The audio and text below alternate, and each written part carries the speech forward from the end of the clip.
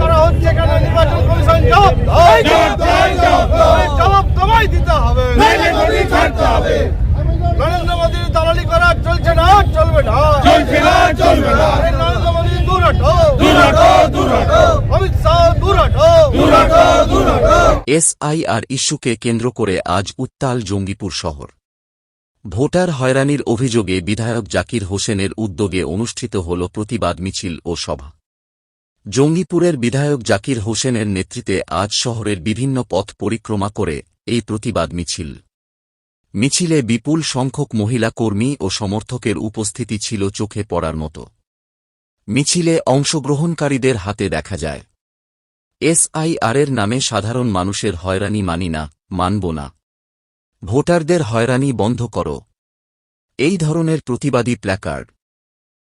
অভিযোগ, এসআইআর প্রক্রিয়ার নামে সাধারণ ভোটারদের অযথা নোটিশ, বারবার হিয়ারিং ডেকে হয়রানি করা হচ্ছে।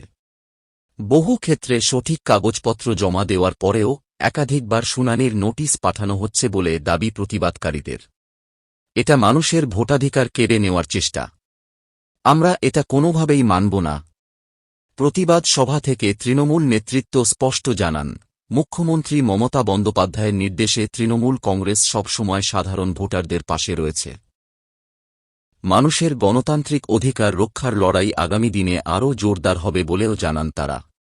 শান্তিপূর্ণভাবেই আজকের প্রতিবাদ মিছিল সম্পন্ন হলেও এসআইআর ইস্যুতে আগামী দিনে আরও বৃহত্তর আন্দোলনের ইঙ্গিত দিয়েছেন তৃণমূল নেতৃত্ব। দেখেন, আজকে মূলত বিষয় যে আমাদের সাধারণ মানুষ একটা বুথে 400, 500, 600 লোককে ডাকছে, হারাতি হচ্ছে নির্বাচন কমিশন দ্বারাই। তাই আমরা মানুষের কথা ভেবে আজকে প্রতিবাদ মিছিল করলাম। আমরা চাই মানুষকে সরলীকরণ করবে সরকার, সেখানে সরলীকরণ না করে কঠিনত করে যার 2002 সালের নাম আছে তাকেও ডাকছে এবং যার 2002 সালের নাম নেই তাকেও ডাকছে। আমার বক্তব্য একটাই, অনেক মানুষ গরিব আছে, পরিযায়ী শ্রমিক আছে, তারা বাচ্চারা আসতে পারে না। এই সার দেখে মানুষ সব ছেড়ে চলে আসছে। এইটা কেন ভারতবর্ষ স্বাধীনে এই জিনিস হবে? আমরা মানুষের জন্য সমস্ত কিছু, মানুষকে যদি এত হ্যারাস করা হয় গণতন্ত্র দেশে, তো গণতন্ত্রকে হত্যা করা হচ্ছে। সেই প্রতিবাদে হাজার হাজার লোক নিয়ে আমরা আজকে মিছিল করলাম এবং প্রতিবাদ করলাম। কালকে আমরা এসআইআর যারা কর্মকর্তা আছে, বিডিও এসডিও আছে, তাদের সঙ্গে কথা বলতে যাব। আমরা প্রতিনিধি এবং আমরা কথা বলবো কেন এত হয়রানি হচ্ছে। আমরা সবসময় চাই, মাননীয় মুখ্যমন্ত্রী চাই বাংলার নেত্রী সরলীকরণ হোক, কিন্তু এমন কঠোর করে দিয়েছে, মানুষ কেঁদে বেড়াচ্ছে, অনেক মানুষ মরে গেল, মানুষের দুর্দশা দেখা যায় না। আপনারা দেখছেন আজকে ভোটের লেগে অনেক কেউ মানুষ আসছে, আমরা জেরক্স মেশিন রেখেছি, সবসময় 20টা করে লোক রেখেছি, তাদের ফর্ম ফিল আপ করে দেওয়া, জেরক্স করে দেওয়া। আমরা তাদের দিক দেখতে পারি না, আমাদের কষ্ট হয়, কান্না পায় তাদের গরিব মানুষ দেখে। আমি কালকে গেছিলাম, আমাদের সেই কারণে দেখে সিদ্ধান্ত দিতে বাধ্য হয়েছি, প্রতিবাদ না করলে হবে না। আমরা যদি এই সরলীকরণ না হয় আরো বৃহত্তর আন্দোলনে যাব, কেন আমরা মানুষকে ভালোবাসি, মানুষের জন্য এসেছি।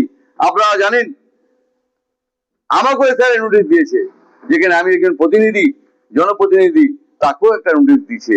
যে তার মানে কিভাবে উঠতে চাইছে সেটা দেখছেন, বাঙালিদেরকে তারা দেখতে পারে না এবং পরিযায়ী শ্রমিক যারা যাচ্ছে উড়িষ্যাতে, বিহারে এবং বিভিন্ন জায়গায় তাকে মারা হচ্ছে এবং পিটা হচ্ছে, এবং বাঙালিদেরকে যে বলছে কেউ হিন্দু তার প্যান্ট খুলছে।